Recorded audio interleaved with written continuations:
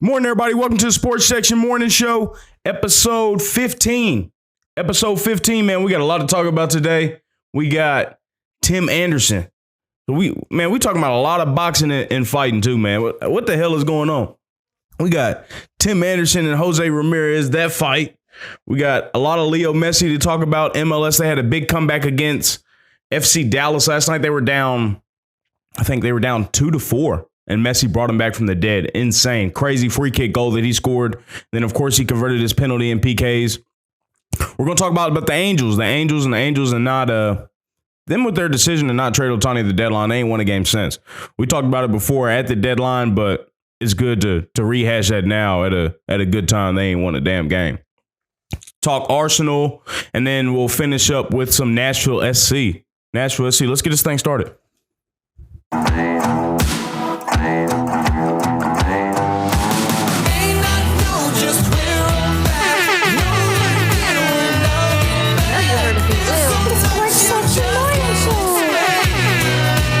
Monday, man, we getting started. A couple more days close to Titans. We got 5 weeks, I think. 4 or 5 weeks till the season start. Let's get it, man. And I'll do it again. Let's get it.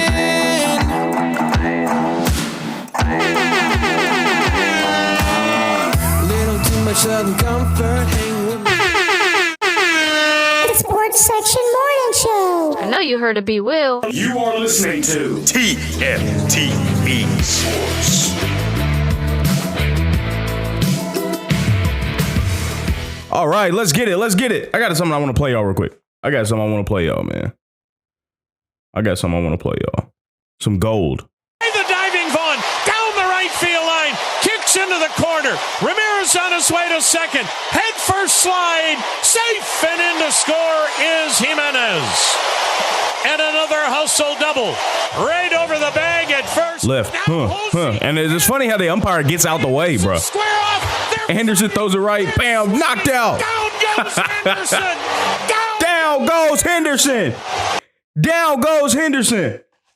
And this crazy dude, Tim Henderson, man, he decides to tweet last night. I guess he finally got his bearings back, talking about y'all must not know who the fuck I am, or y'all done got me fucked. He said, y'all got me fucked up. Nah, you got yourself fucked up, bro.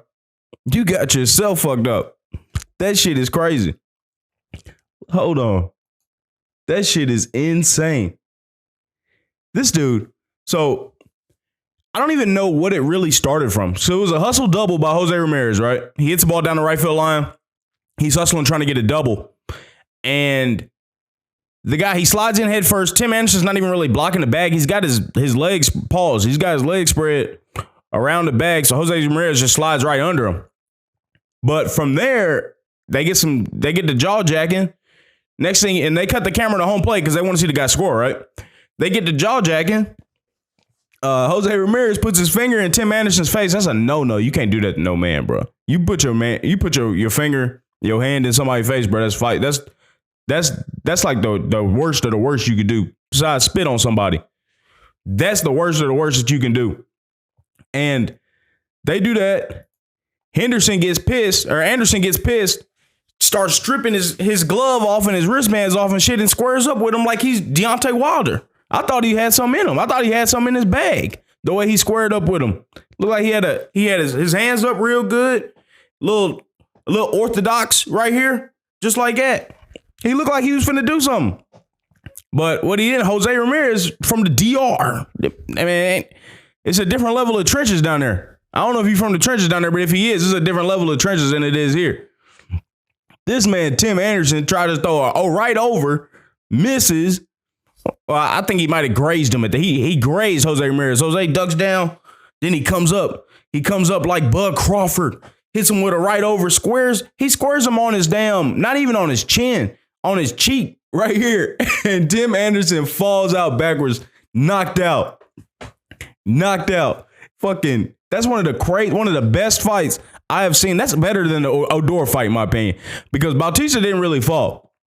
But with Odor, I mean, he squared him up better than Tim Anderson got squared up. But Bautista held his ground a little bit. He stumbled back a little bit, but he didn't get knocked out falling back like Tim Anderson did. This dude, Tim Anderson, was down for the count. And then when he got up, He was still stumbling off. Looked like he had a concussion. Dude, chin weaker than glass. All that stuff he was talking, I guess it's because he's stressed out. He got 2 or 3 families he got to take care of. I don't know what it is. This man here, weak ass chin. But he didn't start the next day. Jose Ramirez was in a lineup the next day. I think Tim Anderson, like I said in the beginning, when he finally got his bearings last night, is when he tweeted, "Y'all got me fucked up." Nah, bro, you got yourself fucked up. You got yourself fucked up. Hold on. You got yourself fucked up. Now look at you. Now look at you. Shit is crazy, man.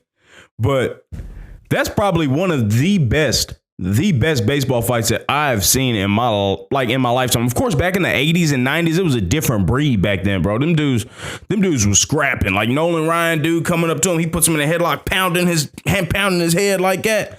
You know, it was different back then.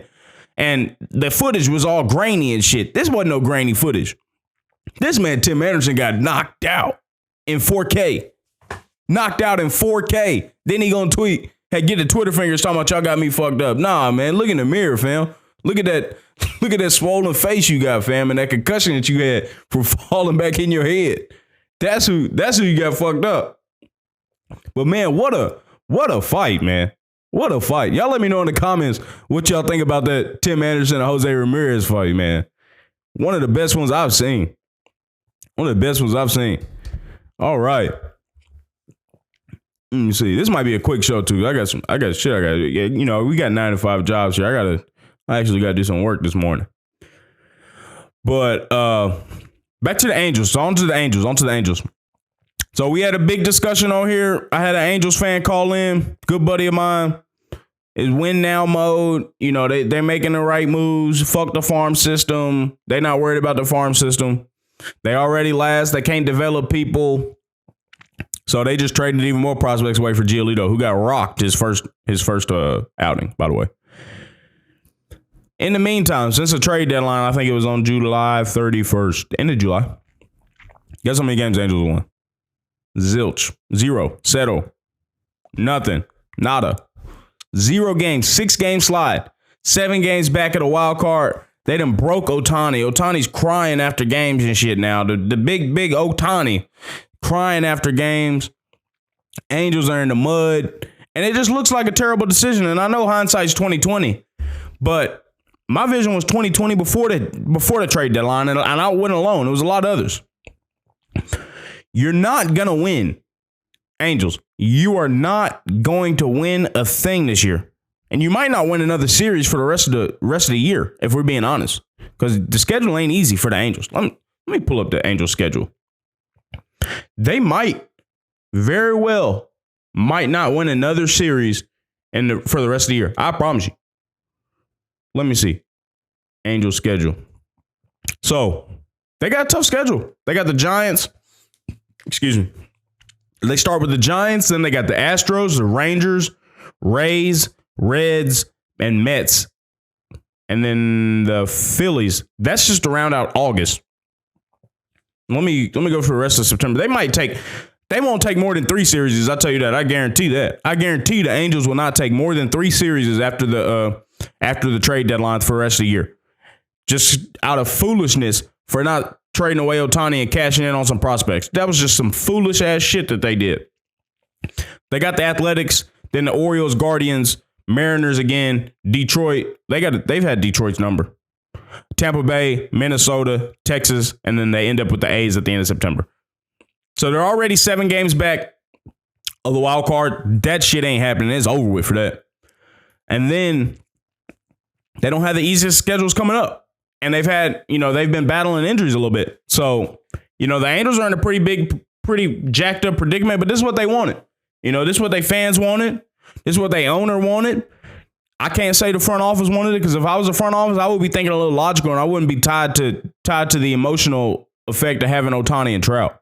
Honestly, if I was the Angels, I would get rid of both of them and try and start over, because it's just there's no point in having both of them. You ain't gonna do shit. You ain't even making the playoffs with them. Cash in with them and try and set this franchise straight. It just didn't work. You had 2 of the best players of all time, and it didn't work for you. That's indicative on the organization. But after I were to trade the two of them, I would can everybody in the damn organization, starting with the owner. But that's not feasible. They need to get rid of the owner first. You know, he's apparently there's been talks of him selling the team. He needs to have that shit sold. And he was trying to have it sold while he had Ohtani to sort of inflate the value of it. But that ain't going to happen. Ohtani ain't coming back. Trout is still there, so he's not going to let go of Trout. But, you know, he needs to get going. He needs to get going. They should have cashed in on Ohtani. They need to cash in on Trout, try and get as many prospects as possible. But you can't even cash in on Trout this offseason because his value's at the lowest it's been in his whole career. So you can't even do that this year. That would be something that would have to be done next year at next year's trade deadline. But Trout's contract, I don't know how much longer Trout's contract is. So the Angels it's just poorly run. There's no foresight. And it seems like there's no vision in the organization. It's all hopium. Like, it's all hopium. Oh, we might be able to re-sign Ohtani. But yeah, you re-sign Ohtani and you have Trout coming back healthy. He's not healthy for a whole year. He hasn't been for a couple years. Then what? You know, what do you do? What do you do then as an Angels fan or as an Angels organization, let alone the fans? I feel bad for the fans. But what do you do as an organization when you have had the two of the best players in baseball, undoubtedly, I mean, top 5 without a doubt, and haven't made the playoffs number once since Trout's been there, period, and none with Ohtani. We ain't even seen Ohtani in the playoffs. The MLB has to be heated. I know I'm heated as a fan. I want to see Ohtani in the playoffs. I ain't been able to see him in October. Hell, he's back. He's flew back to Japan by then. I ain't even seen him yet. Yeah, I don't even know what he ain't even played a lick of baseball in sub 50 degree weather yet. I ain't seen it. It's crazy. And you ain't got nobody to blame but the owner of the Angels and the management of the Angels, who, of course, report to the owner. And there's no telling how much power the owner has on what he says over player personnel. But both of them are equally responsible in the detrimental franchise that is the LA Angels. It's just terrible. It's terrible. So you've broke Ohtani. He's sitting here crying after games and shit now.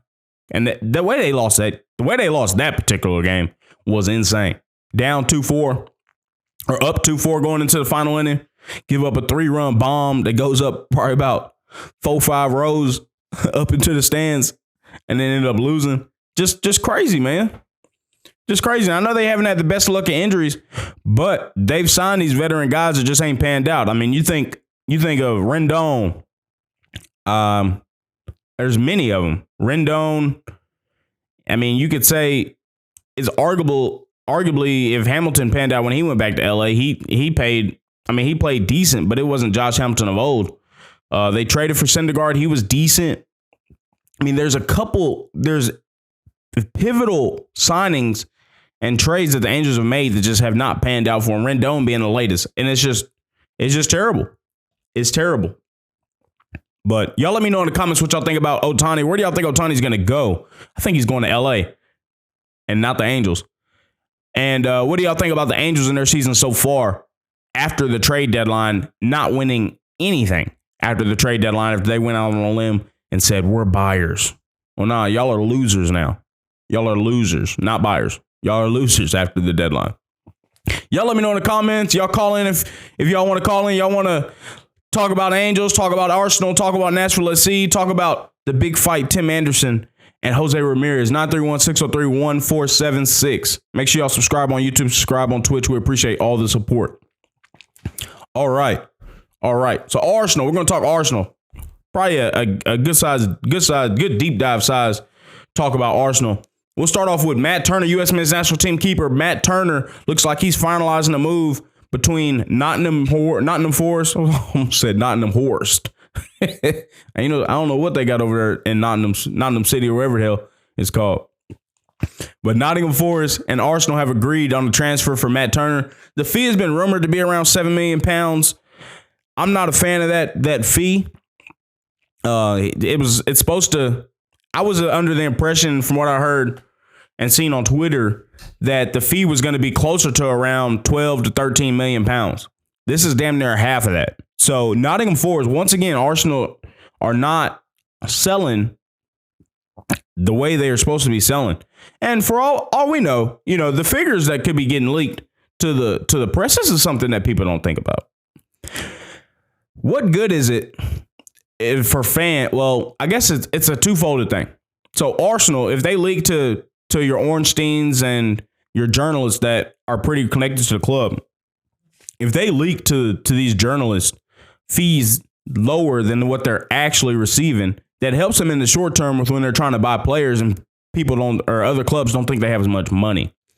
But in the long term, it creates this perception among the fans, among the teams, or the clubs around Europe and around the world, really, because it's a global market now, that Arsenal cannot sell players. So it's a double-edged, it's sort of a catch-22 there with what they got going on at Arsenal. I'm not entirely sure if that's what they're doing, because the whole week, 2-3 weeks prior to this move, even when it first came up, the saying was Arsenal were looking for around 15 million pounds. They were trying to make a good sized profit. They bought them for around 5 or 6 million pounds. They're trying to make 9-10 million after a year. Good bit of business, a good profit off a transfer of a good player. But now the figure's coming out saying it's 6 or 7 million, and they had just bought them for 5. So it doesn't make sense. Damn, I muted the wrong mic. God damn. But it doesn't make sense for them to be buying Matt Turner, who has performed well and is a starting keeper at the international level for the U.S. men's national team. They buy him for 5 million pounds from the MLS. Take a risk. Play him, and he performs well. Does extremely well this year, and then only make $1 million or £2 million profit on him. That doesn't make sense. So that's my little theory, because he's undergoing his medical today with Nottingham Forest, so that move is wrapped up as long as he passes the medical. But I definitely expected Arsenal to be making much more of a profit on Matt Turner. He's a good keeper, and he performed well, barring the first couple, the preseason games. That was just an acclimation period for him. But he's performed and improved a bunch since he got on with Arsenal. I mean, a ton. It's night and day, the keeper he is from when he came over from the MLS to Arsenal. I mean, he's gotten better with his feet, and he was always a pretty decent shot stopper. He's developed a reputation as somewhat of a penalty specialist. I mean, the guy has improved his all-around game at the age of 29, which isn't that old for a keeper. That's considered the prime for a goalkeeper. So Nottingham Forest are finding a way to buy a prime goalkeeper, international keeper from another Premier League club for 7 million pounds. That's just terrible business by Arsenal, man. Once again, if that fee is actually true, terrible business by Arsenal. It just doesn't make sense to me why they would leak low figures if that's what they're really doing. I mean, of course, it'll help in the short term, but it's not gonna work in the long term, But if you think about it, so here's another way to think about it: Arsenal buy a lot more than they sell, and when they sell, they don't really sell their best. They're not at the point. They're not like the Arsenal where they sell their best players. I wouldn't say they're a selling club anymore. They're not. They've beat that. They've beat that allegation. It took 20 years, damn near. They've beat that allegation. They're mostly buying, the top talents around the world, even in Brazil and all the top 5, and even not the top 5. They went to Madrid and tried to get to Madrid. Top 5 leagues of around Europe. They're trying to develop a reputation on the market as shrewd buyers, having standards, not like United, having standards when it comes to negotiations and not going past a certain point. If they say they're not going to go over a certain pound figure, they're not going to go over it. And leaking low figures to the media of your players that you sell feeds into that a little bit, that you don't have as much money as people think you have. And when you're buying a lot more than you're selling, you're going to make more money when you're operating like that on each buy than you would on each sell, because they're only selling, maybe this is supposed to have been a big summer for sales, but even then it's only going to be probably about 5 or 6 players. They've bought 5 or 6. So your margins that you would make, Arsenal, that they would make in negotiations from being better buyers than sellers are way higher on the buying side, just because they're going to buy more. And when they buy, it's normally going to be for a higher fee. So by them, that's one way it would make sense, by them leaking lower figures and just seeding the reputation of good sellers. Because you sort of can't have both unless you're, it's only a few clubs in the world that have that reputation of being, shrewd in the marketplace buying, but absolutely great negotiators selling. And Brighton is one to think of, at least in England. Of course, they have Dortmund is another one to think of. But that is from years and years of success in the transfer market. And Arsenal just hasn't had that. We've had three or four decent summers since Edu and Co took over. Edu and Arteta took over. Three decent summers. So it takes time to develop that reputation. But I think if that's what they're doing, I think that's probably a better move than trying to make it all back in one lick on sales. Make it back over a bunch of different buys than trying to make it all back in one sale like Balogun. They're probably going to have to drop their price for the Balogun. This man Balogun is sitting here posting on his story back-to-back things about Inter Milan. And he said a shit about Arsenal.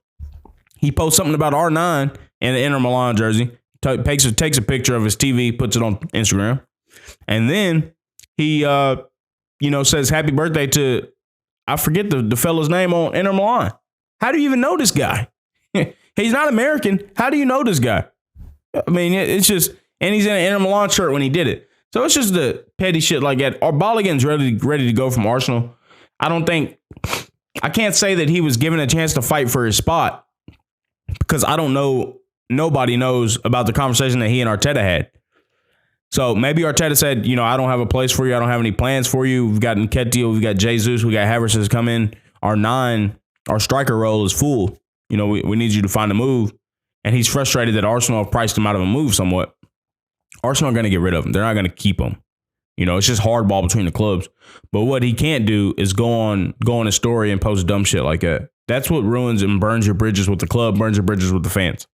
Balogun's already developing an attitude, and which strikers have to have this. I ain't gonna lie.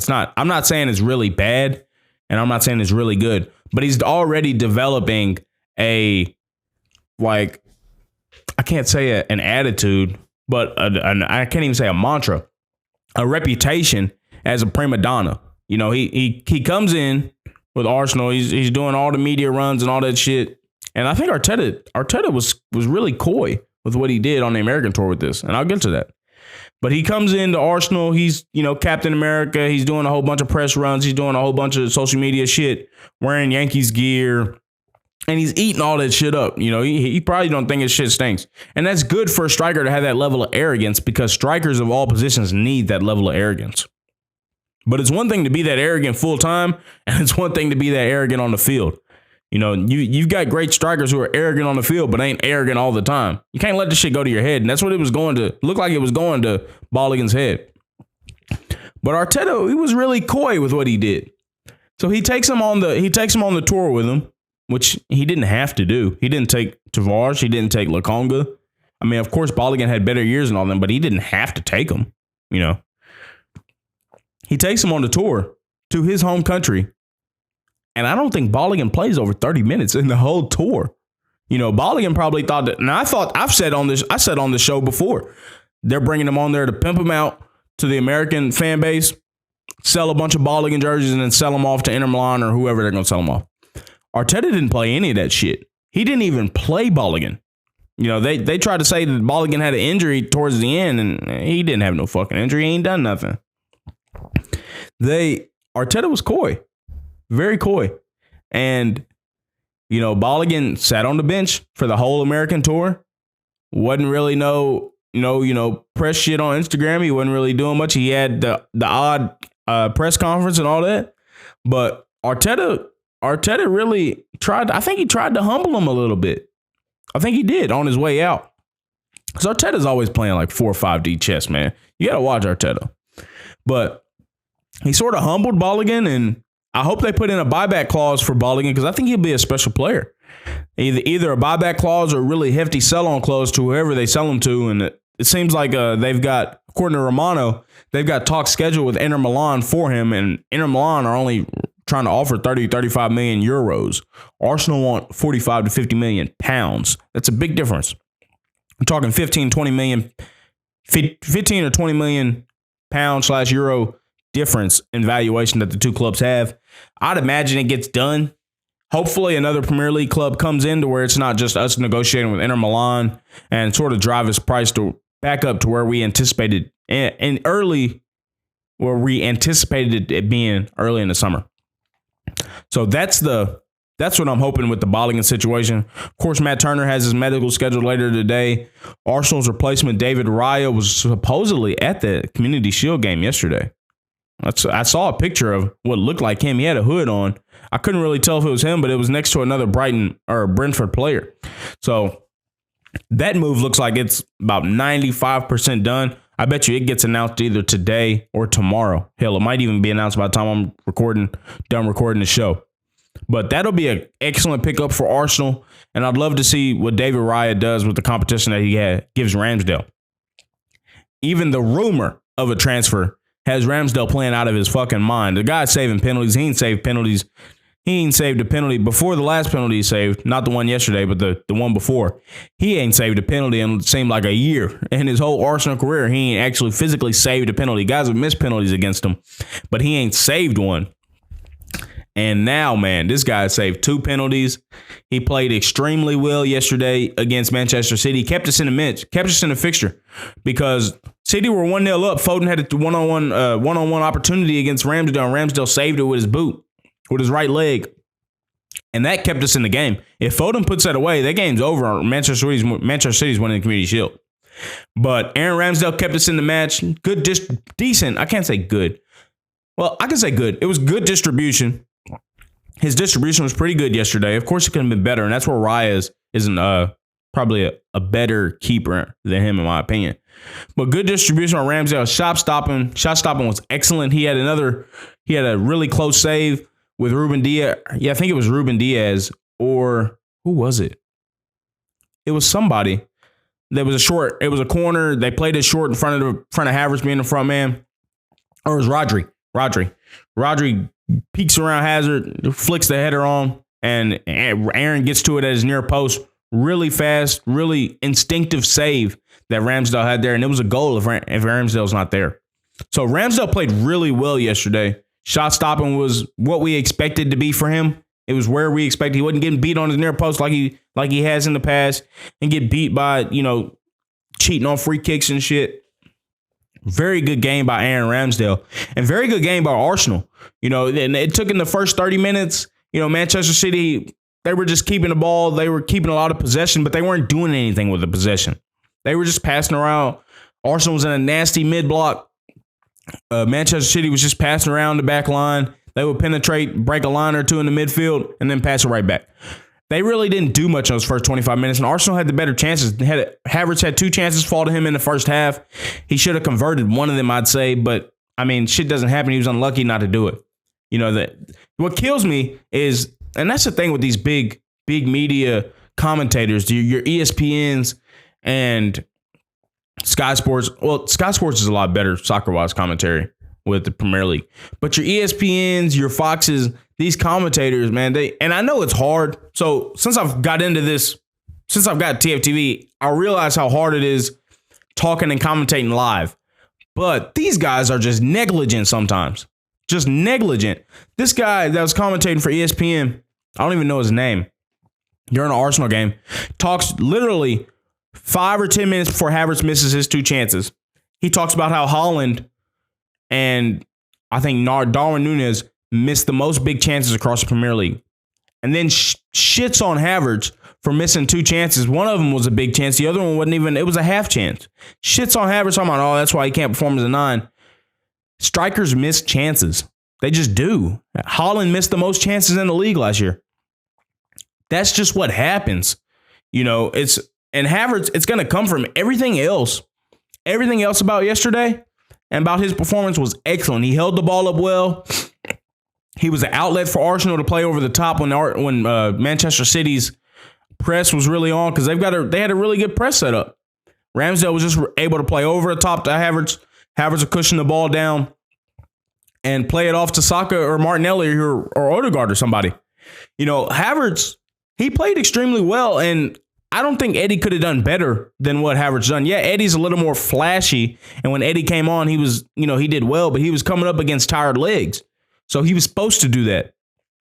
And I'm a decent sized Eddie Nketiah fan, but I don't think he's that guy. I think he needs to be sold. Him and Balligan need to be sold and bring in a striker. But Havertz played extremely well, everything leading up to his missed chances. He was really good interpreting the space and behind. Well, he could have done that a little bit more, but he was really good dropping into the pockets, being an extra man in the midfield, being an outlet over the top for Ramsdale. And he won a bunch of his duels. He had a couple defensive duels that he won, and his aerial duels he was pretty decent in. That's what Arsenal brought him in for, is these tough games to where we don't get pinned back by Manchester City and pinned back by Liverpool, pinned back by Newcastle, with these teams that have really good presses. We can just play over the top to a tall striker like Havertz, and we're out. That's what Arteta has brought him in for, and that's what I'm excited to see with a bigger striker. That's why the links to that Arteta have wanted a bigger striker have been substantiated with Havertz and how he's come in, and also the links further. We haven't been linked with We haven't been linked with a smaller striker in stature. Felix is one, but he'll come in and play as an attacking midfielder, I think. Or he'll be a backup striker like Trossard. But the links have been to bigger strikers like Osimhen, Vlahovic, strikers of that nature. Ferguson, bigger bodied strikers that allow us for them to be an outlet and allows for us to get out when we're getting pinned back and getting pressed. So it's really important that we have a striker like that. And I'm excited to see what Havertz does this season in the 9. I don't want to see him in midfield. I want to see him playing as a striker. But other than that, it was Manchester City, they scored it was a good goal by Cole Palmer. Foden was exceptional. He was getting pressed by Partey in his own half, spins Partey, runs down the pitch, passes it to, I want to say Kevin De Bruyne, who lays it off to Cole Palmer. Cole Palmer puts it top bins in the upper left corner. So motherfucker outside with his motorcycle. But it was an excellent goal, well worked by City. It was just one man got beat, and Partey couldn't foul him because he was already on a yellow card for kicking the ball away. So that's another thing we're going to have to look at. Arsenal will have to look at, and, minimizing those stupid yellow cards for the new rule changes with, kicking the ball away and the other new shit. Arteta even got a stupid yellow card with going like that. It's just things you got to work on. Arteta alluded to that in his press conference. Rodri should have had a yellow card for a bunch of fouls leading up to it anyway. So, the referees, Rodri gets away with murder every game. He does tactical fouls left and right, never gets penalized for it. It's beginning to be ridiculous with what the referees the leeway that Rodri's getting for Manchester City and the tactical fouls. And it's not limited to the Premier League. He does it in the Champions League also. It's a big part of how City play is Rodri committing tactical fouls when teams are out and they beat that first and second line of the press. It needs to be looked at by the FA, and it needs to be looked at by the referees and UEFA across the board. Not just Manchester City, but Manchester City are the world's worst at it, and they benefit the most from it. It just needs to be looked at, man. It's bullshit what happened because, Partey got a yellow card for kicking the ball away, but Rodri can commit 3 or 4 tactical fouls and doesn't even bat an eye. He just runs right past the referee, and the referee's like, oh, good foul. Like, come on, man. Dumb shit. Yeah, so Arsenal, they come on in the second half. They play extremely well in the second half. They have a little bit more of the ball, and they get a good break with the Trossard, an Akanji own goal. I don't know if they gave the goal to Trossard or not, but Trossard gets a ball from Saka from a corner, fakes a cross on his right, comes back on his left, hits it with his laces. Akanji turns and hits Akanji, takes a wicked deflection and goes in the goal. Ties the game up 1-1, and then we go to penalties, and Arsenal went on penalties. Kevin De Bruyne with a hatred-filled penalty against Arsenal hits the goalpost. The motherfucker almost goes back to the halfway line. And then, of course, Rodri, that punk, misses a penalty, just a terrible penalty that he took. Ramsdale's second save penalty in I don't know how long. So, it's a big win for Arsenal and the mentality of the club and the mentality of the fans just to get over that hump of actually beating Manchester City, at Wembley. And I don't think they lose to Manchester City at Wembley, to be honest. But getting over that hump of beating, Manchester City. Manchester City didn't play any kids. The only kid they played was Cole Palmer. They put probably as close to full strength squad as they could besides De Bruyne, who was injured. But De Bruyne is always injured. So you can't even really say that. So they were just missing De Bruyne, but Arsenal was missing Jesus. So, it's just, it's sort of tick for tack there.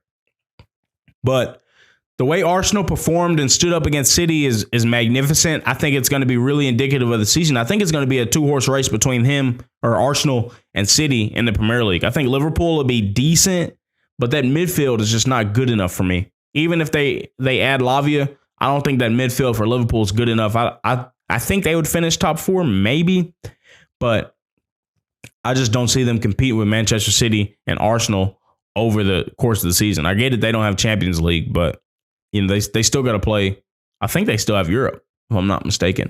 They don't have Champions League, but I think they have Europa or Conference League, one of the two. Yeah, they have Europa. So they still have Europe that they have to play. So they don't have a free run at it like Spurs. Spurs don't have any Europe. I expect them to be in the top 6. Maybe not necessarily. Well, it depends on Kane. If they get rid of Kane, I expect them to be top 8. They wouldn't get top 4, in my opinion. With Kane, they'll get top 6. Without Kane, they'll be in the top 8, and they won't get top 4. But Richarlison as a striker wouldn't be a bad shout for them anyway. They've got the striker there. They just need to sell on Kane and get better around him and bring in a young backup striker. That's what they need to do, in my opinion, if I was Tottenham, but they don't ever do the right thing. So, what else?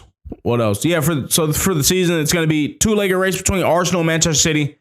I predict Arsenal to win the Premier League. I'm going on record now saying it. And I just think, I have a feeling that either Haaland or De Bruyne, City's going to have a key injury. And I think it's going to be Haaland. Because I saw the betting odds for him being a leading striker, finishing with the most goals in the Premier League. It wasn't as high as it should have been, which made me think, I think Haaland might have an injury and not play in the Prem as much as he normally does. And they're short of light up front, unless they've been linked to Olise, but still, even with Olise, they're still light up front. Even with Alvarez, he's not gonna give you as many goals as Haaland gave him. He'll be better with the link up play and pressing up front, but he's not nearly the outlet or finisher that Haaland is. He just isn't. So I think Arsenal, I'm gonna go out on a limb and say Arsenal win the Premier League this year. I think they beat City by 6 points. 5 points. 5 points, I'd say. That sounds crazy, but I think they'll beat City by 5 points this year. Maybe 93 to 88. 93 points at Arsenal finish up with. City end up with 88. I'm going to save this some bitch because I'm feeling really good about it. I should put some cheese on it, to be honest. But that's what I'm predicting for the Premier League. Champions League, we'll get into that later on once the groups come out. All right, now on to another cup competition. Nashville SC. Nashville SC beat Cincinnati on PKs a couple days ago. And, it was some real Sean Dyche, Mourinho, park the bus ball by Gary Smith that he played against Cincinnati. And I was here for it.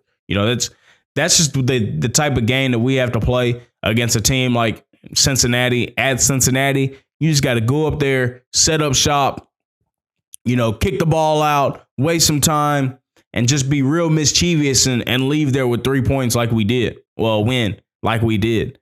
We had to take it to penalties to do it. But it was an excellent performance by Nashville defensively. And, it was just great job by Gary Smith and the setup of his team. And great job by Nashville SC converting their penalties when they needed to. Cincinnati, they didn't play as well as I thought they would have. And, it's just Nashville stifled them. They stifled them defensively. They didn't really give up much. Cincinnati didn't have that big of chances and that big of good chances. They had a couple good chances that fell to their feet, but as soon as they fell to their feet, Nashville swarmed whoever was there and didn't really give them a shot at it. Really, really good performance by Nashville. Good job by Gary Smith setting the team up in the manner that he did, and good job executing by the team. I'm eager to see what Nashville do Tuesday against Club America in the League Cup round of 16. Club America will be coming up to Nashville for the round of 16 bout against Nashville SC. hopefully we can see the debut of Sam Surge. That's what I'm hoping. He's started training with the team last week. I mean, fuck it, throw him in there. At least give him 60 minutes. If he's not ready for 60, give him the last 30. I want to see Sam Surge against Club America make his home debut at Geodis. I want to see it. And, it's going to be an interesting match between Club America. Not just the team and the club, but their fans. Their fans went crazy in Chicago last week. I saw a clip of them throwing beer bottles at a player and shit like that. The atmosphere is going to be insane. I'm trying to aim to get to that game. I need a couple things to fall time while I got some responsibilities I got to take care of that night. But man, if I can get there, I'm going to be there. It's going to be an excellent match between Club America and Nashville SC, and I'm expecting the Nashville SC win, man. That's the homer in me. I think we'll win 2-1 is what I'll say. And 2 goals by Mukhtar is what I'd say. 2 goals by Mukhtar and to their 1 and Club America. And I think it'll be a really, really good match. And the atmosphere is going to be electric. We need Geodis packed out, and we just need it loud in there, man. We need it loud. All right, last topic before we get out of here. Messi. This man, Leo Messi, the GOAT. The GOAT. I tuned in late. I tuned in around the second half, about early second half, about the 60th minute. They were down 4-2. And I'm thinking, man, the fairy tale's over for Messi and the Inter Miami winning the League Cup. Wouldn't it be amazing if Nashville and Inter Miami played in the League Cup? It's a separate point. But I thought the fairy tale was over. Messi brings them back from the dead. It was an insane own goal for the third goal. I don't know. I guess a dude got excited. Messi just put so much beauty on that cross that the FC Dallas player just like, I have to head this ball in the back of the net. It's like a magnet for Messi. That it was one of the worst own goals I've ever seen from the FC Dallas. Messi crosses the ball in. FC Dallas defender just pounds it into the back of the net with his head like he meant to do it. I mean, it looked pretty bad. I ain't gonna lie. And, I know that Apple money's coming in, but it looked pretty bad. So that gets Inter Miami to 4-3 against FC Dallas. Then in the 84th minute, Messi standing over a free kick. I think about from like 25 yards out to the right of the goal, peeks it over the wall. Bam, top corner. Ain't a keeper in the world that saves it. And then Messi converts his penalty, and the Inter Miami ends up having an 18-year-old convert their penalty to win. Just an amazing story for Inter Miami and Messi, and it keeps going on.